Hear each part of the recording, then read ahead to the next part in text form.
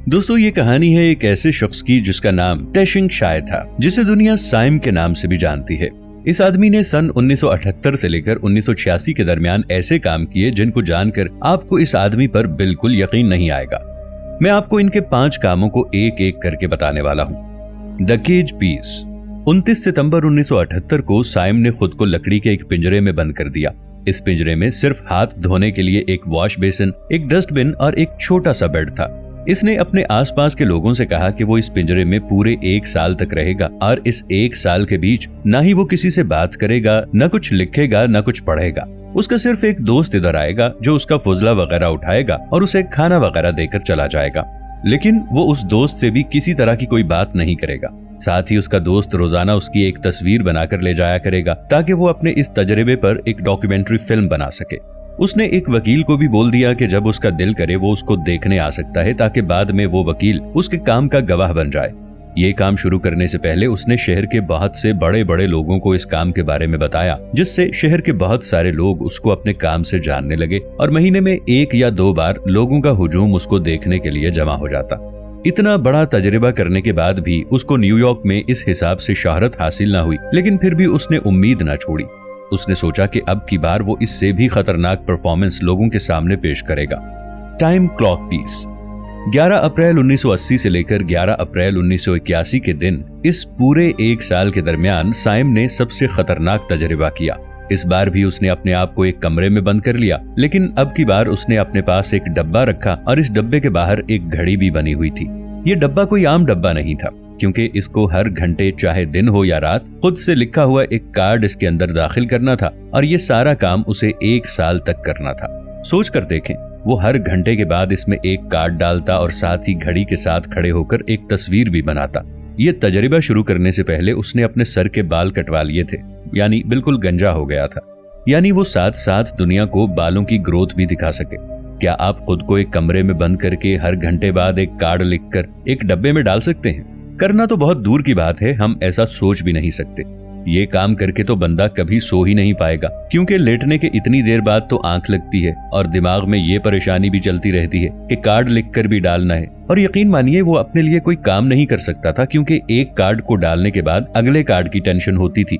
और यहाँ तक कि ये कार्ड लिखने और अपने लिए कैमरा सेट करने और तस्वीर वगैरह लेने में ही 15 मिनट का टाइम लग जाता था, क्योंकि उन वक्तों में कैमरे इतने पावरफुल नहीं होते थे जितने आज हैं। उसका ये प्रोजेक्ट पूरा होने के बाद उसने पूरे 6 मिनट की एक वीडियो बनाई, जिसमें उसने क्लिक की गई हर तस्वीर को टाइम लैप्स में दिखाया। और क्या आप इस बात पर यकीन करेंगे कि इस वीडियो में साइम ने तकरीबन 8600 फोटो क्लिक की थी। हम इस वीडियो में साफ तौर पर उसके बालों को बढ़ता हुआ देख सकते हैं। साथ ही हम बेशक ये वीडियो 6 मिनट में देखकर आगे निकल जाएंगे, लेकिन इस वीडियो को बनाने में एक आदमी ने पूरा 1 साल मेहनत की है। ये आदमी यही नहीं रुका, इससे अगले चैलेंज में उसने इससे भी ज्यादा खतरनाक काम किया। The outdoor piece. 26 सितंबर 1981 से 26 सितंबर 1982 तक साइम ने खुद को चैलेंज किया कि वो 1 साल तक पूरे न्यूयॉर्क शहर में खुले आसमान तले ऐसे ही रहेगा। इसका मतलब यह है कि वो किसी भी बिल्डिंग में नहीं जा सकता था। इसके अलावा ना ही वो किसी गाड़ी में, ना ही किसी जहाज में, ना किसी कश्ती में, यहाँ तक कि वो ना ही किसी टेंट में खुद को लेकर जाएगा। इस तजर्बे का मतलब यही था कि उसे 1 साल के लिए खुद को सड़कों पर ही रखना होगा। साइम के पास इस पूरे 1 साल में सिर्फ एक स्लीपिंग बैग मौजूद था। उसकी जेब में ना ही कोई रुपया था, ना कोई खाने पीने का सामान।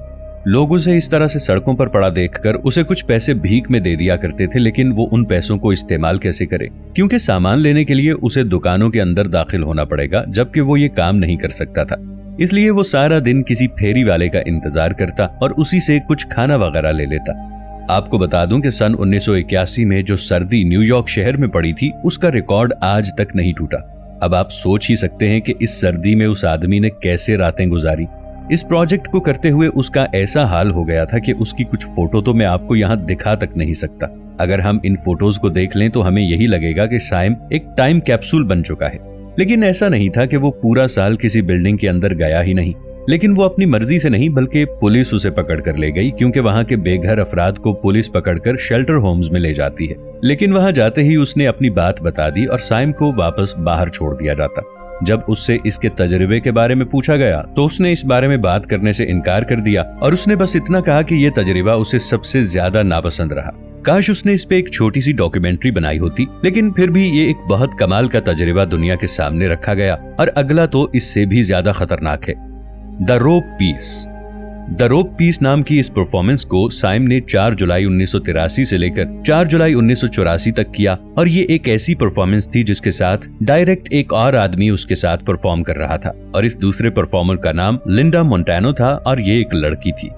इन दोनों ने अपने आप को एक 8 फुट लंबी रस्सी से बांधा और दुनिया को कहा कि वो अगले 1 साल तक इसी रस्सी से बंधे रहेंगे। वो जहां कहीं भी जाएंगे ऐसे ही जाएंगे। 1 साल तक ये लोग एक दूसरे से अलग नहीं हुए। साथ ही उन्होंने इस परफॉर्मेंस को शुरू करने से पहले ये कहा कि वो एक दूसरे को टच भी नहीं करेंगे। साइम ने एक ऐसे शख्स को ढूंढने में बहुत लंबे अरसे तक का टाइम लिया जो इस परफॉर्मेंस में उसका साथ दे, और ये काम करने को कोई भी तैयार नहीं था। बेशक उन दिनों में बहुत बार लड़ाई भी हुई, लेकिन फिर भी उन दोनों के दरमियान बहुत ज्यादा मजबूत रिश्ता कायम हो चुका था। मुझे पता है आपके जहन में क्या चल रहा है कि ये दोनों नहाते और वॉशरूम कैसे जाते होंगे। तो इस काम के लिए उन्होंने खास किस्म के वॉशरूम डिजाइन करवा रखे थे जिनमें से रस्सी पास हो जाती थी, लेकिन नजर कुछ नहीं आता था। नो आर्ट पीस, ये था फाइनल टास्क जो कि साइम ने किया।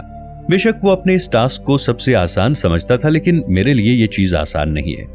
1 जुलाई 1985 से लेकर 1 जुलाई 1986 तक साइम ने दुनिया को कहा कि वो किसी भी आर्ट में अब हिस्सा नहीं लेंगे, ना ही आर्ट से मुताल्लिक किसी से बात करेंगे, ना ही वो कोई आर्ट बनाएंगे, ना किसी आर्ट गैलरी में शिरकत करेंगे। अब आप खुद सोच कर देखें कि आप जो काम करते हो उसके मुतालिक लोगों से ना मिलें, ना बात करें, और तो और वो काम करना ही छोड़ दें, तो आपको कैसा लगेगा? आपको उसका ये टास्क आसान लग रहा होगा, लेकिन जो करता है, जिस पे बीतती है, वही जानता है। ये टास्क साइम को इतना आसान लगा, उसने जल्दी ही इसका उलट करने का सोचा। खैर 1986 तक आते आते उन्होंने अपने 5 साल के टास्क को एक एक करके पूरा कर लिया। अपनी 36वीं सालगिरह पर यानी सन 1986 के नए साल वाली शाम उसने कहा कि वो अगले 14 साल तक लगातार आर्ट बनाता रहेगा, और उनका ये प्रोजेक्ट इतने ही अरसे में बना। लेकिन उसने 14 साल में जो भी बनाया उसको दुनिया ने नहीं देखा। जैसे ही उससे अगला साल शुरू हुआ तो उसने टास्क लिया कि वो अब कोई टास्क नहीं करेगा और ना ही कोई आर्ट बनाएगा। उस दिन उसने एक पैगाम दुनिया के सामने रखा जिसमें लिखा था, I kept my self alive. 21 दिसंबर 1999 तक उसने इन 14 सालों में क्या आर्ट बनाई, आज तक कभी सामने नहीं आई। आज 22 साल से भी ज्यादा का टाइम गुजर गया। एक आदमी जो आर्ट के लिए पागल हुआ करता था, उसने खुद को आर्ट से इतना दूर कर दिया। बेशक आज उसको बहुत कम लोग जानते हैं, लेकिन जो उसको जानते हैं वो उसको अपने लिए एक आइडियल ही मानते हैं। लोग बड़े बड़े एग्जीबिशंस में उनको बुलाते हैं। उनकी एक वेबसाइट भी है, अगर इसको ओपन करें तो ये लिखा हुआ नजर आएगा, life is a life sentence, life is passing time, life is free thinking. और साइम पर ये तीनों लाइंस फिट बैठती हैं, क्योंकि कुल मिलाकर उन्होंने अपनी जिंदगी का टाइम जाया ही किया, लेकिन इस जाया करने पर भी दुनिया को जो कुछ सीखने को मिला वो कमाल था।